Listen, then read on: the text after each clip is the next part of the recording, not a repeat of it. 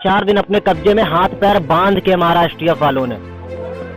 और केवल इस चीज पे तो असदुद्दीन ओवैसी की पार्टी में है, तो इस्लामिक कंट्री बनाना चाहता है, वो दीन पर चलते हैं। केवल एक चीज, इस दुनिया के अंदर जो भी आया वो आदम और हवा की औलाद आया। लिख दे, जेल में डाल दे, छूट के आऊंगा, फिर अपनी आवाज को बुलंद करूंगा। मस्जिद भी तो औरंगजेब ने तोड़वाई, आपने मंदिर की बात कर दी केवल।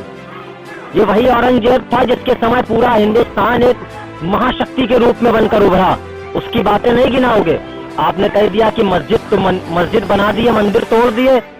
ये जो आज जो बीजेपी और संघ परिवार के लोग खड़े हो जाते हैं कि मुसलमान बढ़ जाएंगे तो हिंदू खतरे में आ जाएंगे, ये वही मोहम्मद जलालुद्दीन अकबर था जिसने हिंदुओं के जो तीर्थ कर लगते थे उसको माफ कर दिया था। उसकी अच्छाइयां नहीं गिनाओगे। उस समय जिस समय मुगलों का शासन था, मल्लिकाए हिंदुस्तान बनाया गया। जय श्री राम के नारे के साथ आप किसी मुस्लिम और दलित को नहीं मार सकते, ये गलत है। डरता मैं केवल ऊपर वाले से हूँ, जिस दिन आनी होगी मौत उस दिन आ जाएगी, कोई रोक नहीं सकता। न योगी से डरते हैं, न मोदी से डरते हैं, न किसी भी हुकूमत से डरे थे, न डरेंगे।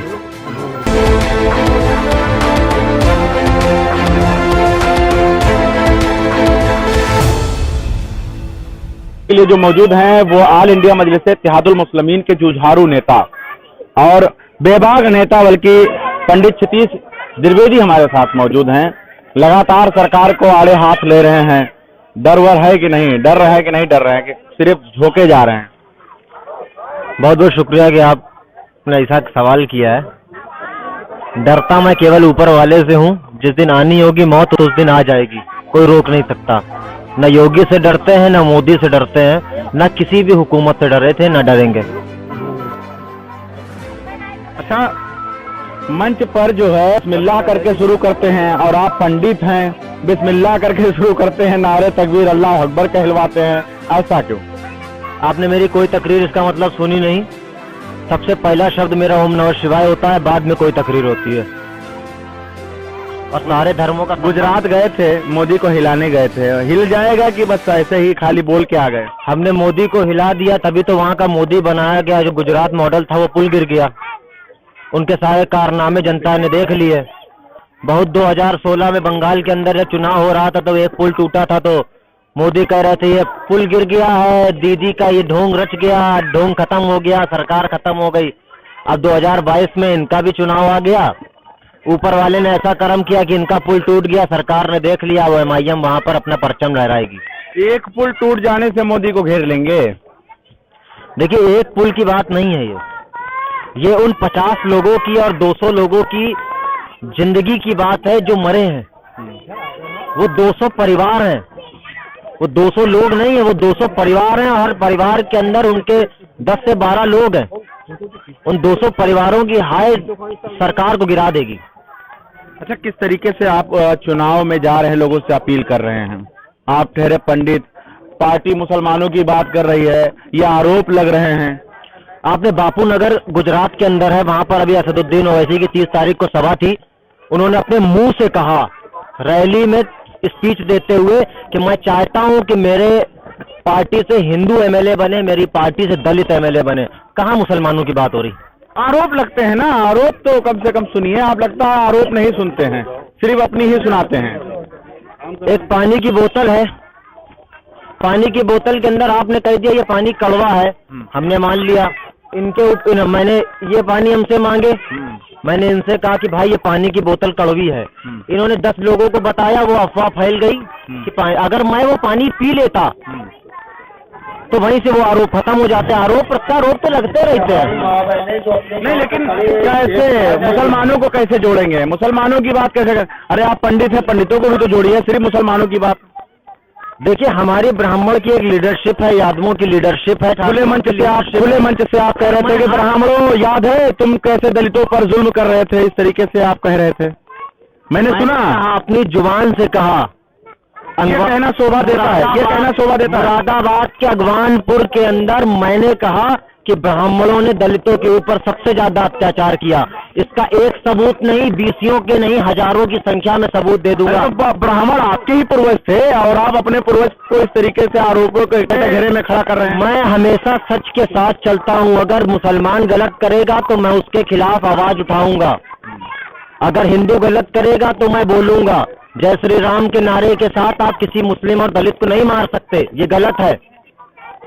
तो रोकिए उनको, क्यों नहीं रोकते? अगर आप बात कर रहे हैं, इंसानियत को पसंद कर रहे हैं, तो उनके खिलाफ बोलिए और उनके खिलाफ कुछ मोर्चा खोलिए। हम अपनी आवाज को बुलंद करते हैं संविधान के दायरे के अंदर रहकर।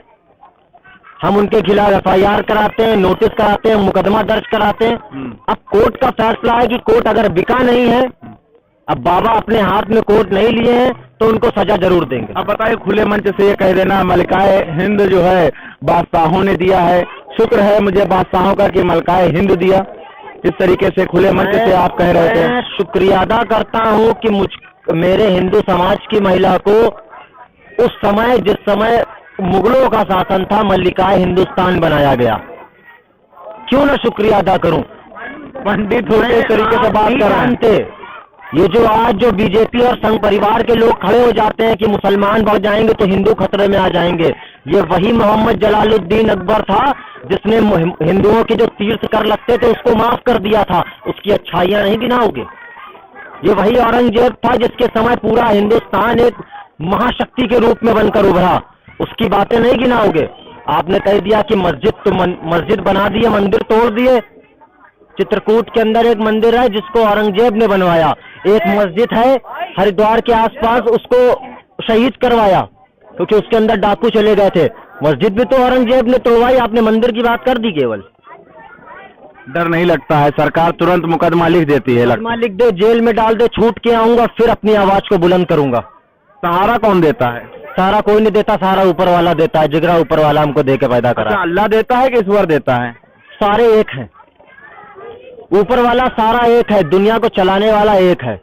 आप हमारे मांगने का तरीका बदल सकता है, कोई हाथ जोड़कर मांगता है, कोई हाथ फैलाकर मांगता है, लेकिन उसके देने का तरीका नहीं बदलता। सोशल मीडिया पे जब आपने ये सारे भाषण दिए थे तो हमने कमेंट्स पढ़ा था, आजमी ग्रुप में, आजमी मीडिया वाले चला रहे थे, तो उसमें कमेंट्स में हम पढ़ रहे थे, लोग ये लिख रहे थे कि पंडित क्षितिज द्विवेदी जो है ये मुसलमान की औलाद है, इस तरीके से लोग लिख रहे थे। देखिए, इस दुनिया के अंदर जो भी आया वो आदम और हव्वा की औलाद आया, ना हम हिंदू की औलाद है ना मुस्लिम की औलाद है।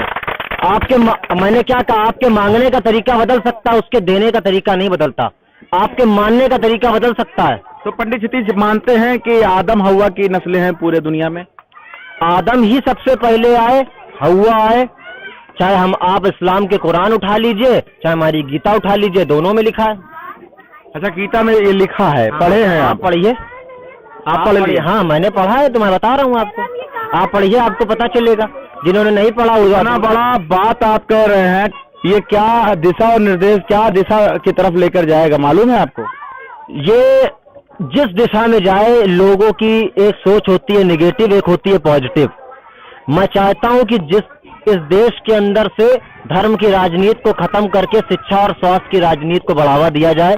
यहाँ लोगों को शिक्षित किया जाए, ना कुरान के ज्ञान से शिक्षित करें, ना आप गीता के ज्ञान से शिक्षित करें। आप ऐसे ज्ञान से शिक्षित करें कि दूसरे देश के लोग हमारे देश में आकर नौकरी करें, हमको गुलामी करने की जरूरत ना पड़े। गुजरात में खड़े होकर आप कह रहे थे कि उत्तर प्रदेश में मुसलमानों को मारा जा रहा है, पीटा जा रहा है, इस तरीके से आप बयान देकर चले आए। जरा से भी आपको पीछे का नजारा नहीं दिखाई दिया कि वहां पर क्या माहौल बन जाएगा? वहां दंगा हमेशा हो जाता था। कानपुर के अंदर 3 जून को दंगा हुआ।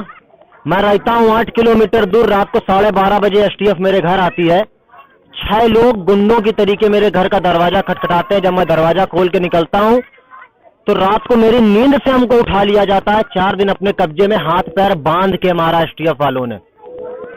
और केवल इस चीज पे, तू असदुद्दीन ओवैसी की पार्टी में तो इस्लामिक कंट्री बनाना चाहता है, वो दीन पर चलते हैं। केवल एक चीज, ये नफरत उनके अंदर क्यों आई?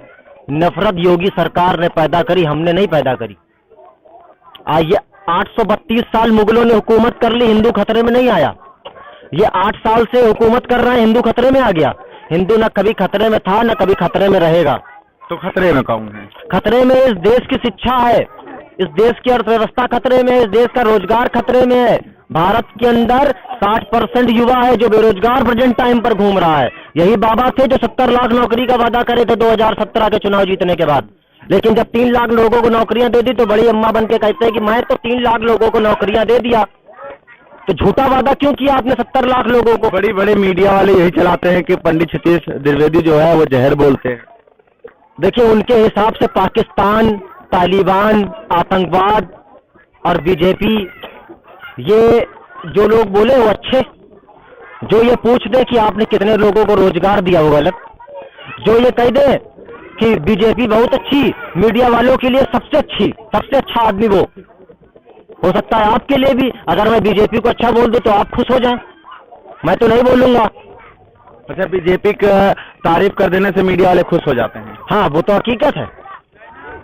एक मुस्लिम कौम के नेता को